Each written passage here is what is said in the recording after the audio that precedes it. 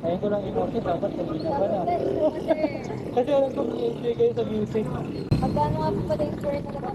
678 po.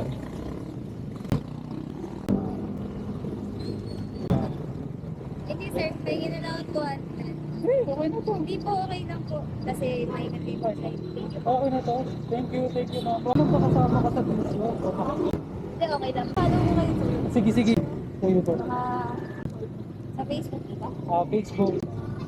Follow ko lang po. Opo.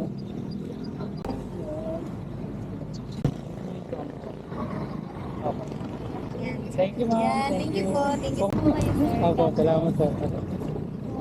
Pinasukan ako ng booking kanina habang naghihintay ako sa MOA. Malapit lang ang pick up ko kay ma'am kanina, 3 minutes lang kasi nandun lang din ako sa area kanina sa MOA. Na-pick up ko siya ng 1:25 PM. Papunta naman si ma'am dito sa Tanay Rizal.